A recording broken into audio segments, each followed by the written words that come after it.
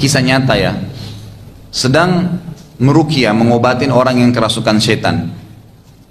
Lalu sempat orang yang baca ruqyah ini mengatakan, a'udzu billahi samil alimi minasyaitonir rajim.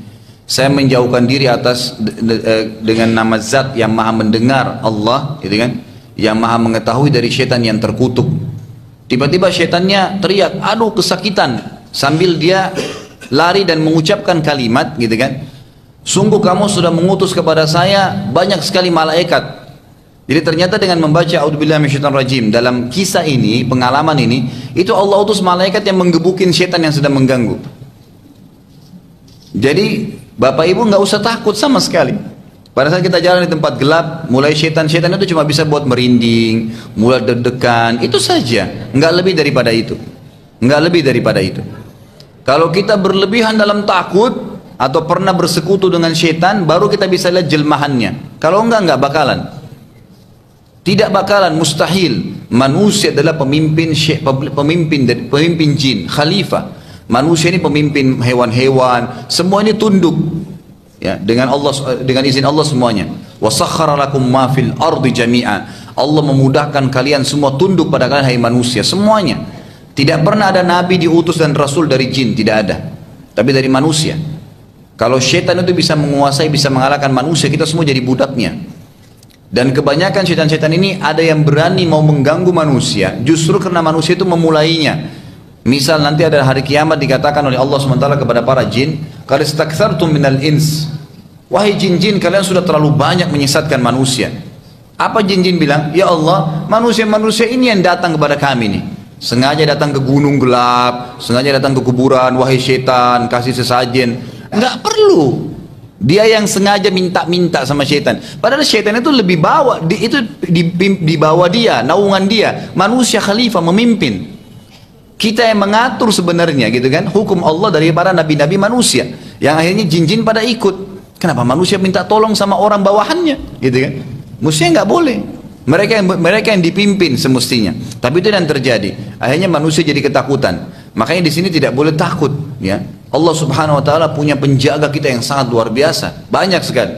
Mulai kita merasa takut, mulai ada yang mengganggu, ada yang membuat zalim, maka hanya mintalah kepada Allah Subhanahu Wa Taala. Allah bisa mengirimkan bala bantuannya. Seorang juga ya, wartawan dari Rusia masuk Islam di tahun 90. Bukunya sangat terkenal tuh di Rusia. Dia tulis bagaimana saya masuk Islam. Ternyata pada saat terjadi peperangan antara pasukan Rusia, pada suatu hari pasukan Rusia itu menyiapkan pasukannya yang paling luar biasa, yang dianggap ini pasukan ya pilihan, dengan tank-tanknya, pesawat tempurnya, helikopternya, dengan jumlahnya yang sangat banyak. Itu akan berhadapan dengan mujahidin di sebuah tempat yang terbuka padang pasir dan ada gunung-gunung batu di situ. Wartawan ini berada di pasukan orang-orang kafir karena dia masih kafir. Dia naik ke atas bukit yang tinggi yang kira-kira dia tidak terjangkau, dia lihat dari jauh. Lalu kemudian dia mulai tulislah, peperangan mulai terjadi, mulai detik ini, dia tulis informasi terus, gitu kan. Pada saat dia lagi asyik melihat mulai terjadi peperangan, dia bilang tiba-tiba waktu saya angkat kepala saya lihat ke arah pasukan Islam, saya melihat ada banyak sekali pasukan yang datang dari langit. Semua pakai baju putih yang tidak terputus-putus, gitu. Banyak sekali. Dia lihat dengan mata kepalanya, Allah berikan dia lihatnya. Dan pada saat itu tidak tersisa satupun dari pasukan Rusia yang masih hidup. Semua tanknya rusak, semua pesawatnya hancur. Padahal pasukan umat Islam di depannya sedikit, senjatanya biasa sekali. Ada seorang mujahid pernah ditahan oleh orang Rusia. Kisah-kisah nyata, ini tahun-tahun 90-an ya. Pada tahun memang waktu itu fatwa mendunia ulama bahwasanya jihad sedang berkecamuk di Afghanistan. Tahun 90-an, saya tidak bicara yang terakhir-terakhir ini karena masih khilaf di antara ulama. Bahkan banyak ulama mengatakan tidak masuk dalam kategori fatwa umum. Tapi yang tahun 90 itu berbeda. Ada satu orang lagi ditawan gitu kan oleh orang Rusia, pimpinan Rusia. Lalu orang Rusia ini bilang kepada mujahid ini, sebelum saya bunuh kamu, saya ingin tanya kepada kamu satu hal. Kira-kira apa yang membuat, senjata apa yang kalian buat, yang kalian pakai sampai bisa menghancurkan tank-tank kami? Sementara setiap mujahid yang ditangkap itu senjatanya yang paling canggih. Itu ada sebuah senjata dulu namanya Kalashnikov. Itu senjata yang paling dianggap luar biasa bagi muslimin, bagi mujahidin. Bagi orang Rusia itu paling biasa, senjata yang paling sederhana, gitu kan. Jadi masih banyak dari atasnya. Tapi kok bisa setiap mujahid ditangkap pasti itu senjatanya. Bagaimana bisa senjata ini jatuhin pesawat, jatuhin helikopter, ngerusak tank-tank. Si Mujahid ini kisah nyatanya, dia pikir dia pasti akan dibunuh juga kok. Dia bilang gini, jangankan senjata-senjata kami ini, pasir kalau saya ambil, saya lempar ke tank kamu bisa membakar. Si pimpinan Rusia bilang, pasir kamu bisa bakar tank saya? Dia bilang iya. Buktikan, kalau kau bisa buktikan, saya tidak bunuh kamu. Dia bilang baik, tapi saya mau sholat dulu 2 rakaat. Dah sholatlah dia. Dalam sujudnya dia berdoa begini. Ini dia kisahnya sendiri kisahnya. Dia bilang, ya Allah, sungguh engkau tahu aku hanya ingin menakut-nakuti musuhmu. Dan engkau tahu ya Allah sunnahmu tidak mungkin pasir bisa bakar tank. Gitu. Tapi buktikan ya Allah kebesaranmu. Udah. Selesai salam dengan penuh keyakinan dia akan dibunuh nih. Selamat atau mati. Diambil pasir, dia bertakbir. Bismillah Allah Akbar, dilempar ke tank. Terbakar. Dan luar biasanya api di tank ini loncat ke tank sebelah. Bakar lagi sebelahnya, bakar lagi sebelahnya. Manusia bilang berhenti, gitu kan. Disuruh berhenti. Udah kamu bebas gitu. Ya. Jadi tanknya sampai terbakar dengan pasir. Tidak bisa dibayangkan bagaimana bisa terjadi itu, gitu kan. Nggak mungkin. Dan banyak ada ratusan mungkin ribuan kisah yang seperti ini yang luar biasa. Di medan perang nggak bisa dibayangin gitu. Bagaimana Allah Subhanahu Wa Taala berikan ya kemenangan-kemenangannya. Dan ini pelajaran besar. Bagaimana kekuatan doa itu, Bapak Ibu sekalian.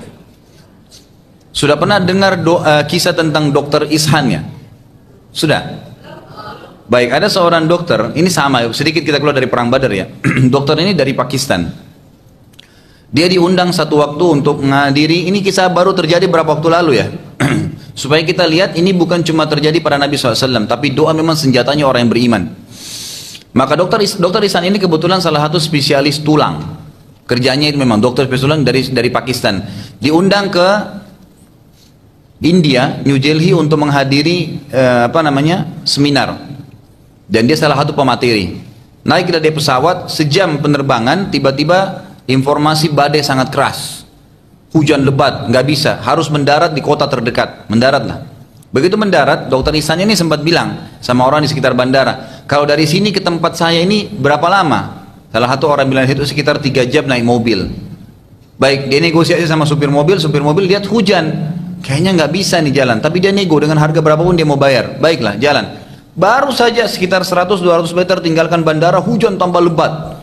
Badai, banjir sampai mobil mereka tuh dihantam oleh hujan tersebut, banjir itu. Maka kata supirnya, kita nggak bisa jalan nih, kalau kita jalan berbahaya, kita paksain jalan berbahaya. Baik, kita berteduh. Ada dekat mobil mereka sebuah rumah agak tinggi sedikit, dan rumah dari kayu, rumah biasa gitu. Naiklah mereka, dokter Ihsan cerita, dia bilang, saya masuk, saya coba salam, ternyata yang punya rumah orang India, kan ini Pakistan umumnya Muslim, tapi India bisa bergabung sama Hindu kan, tapi jadi Muslim. Lalu ada seorang ibu menjamu kami, menjawab Waalaikumsalam, kemudian ibu tersebut tadinya, gitu kan, lagi duduk di tempat sholat dia, di sebelahnya ada anak perempuan yang sedang merintih kesakitan. Lalu berkatalah dokter Ihsan, tanya kabarnya gini dan minta waktu sebentar untuk bisa istirahat karena badai. Ibu itu mengatakan iya. Lalu dokter ini cuma nanya saja, siapa di sebelah ibu nih? Dia bilang, ini cucu saya. Cucu saya ini sudah lama punya masalah di tulangnya. Terus dia bilang, dokter Ihsan bilang, kenapa nggak diobatin? Dia bilang, saya sudah coba konsultasi dengan dokter-dokter sini, tidak ada yang bisa tanganin. Katanya, mereka bilang ada dokter yang bisa tanganin cuma satu orang, dokter Ihsan yang dari Pakistan. Apa kata dokter Ihsan? Ini kisah nyata. Dia bilang, Allahu Akbar. Ibu tahu. Dan ibu ini bilang, dan saya selama 6 bulan ini berdoa agar saya bisa membawa cucu saya berobat ke sana.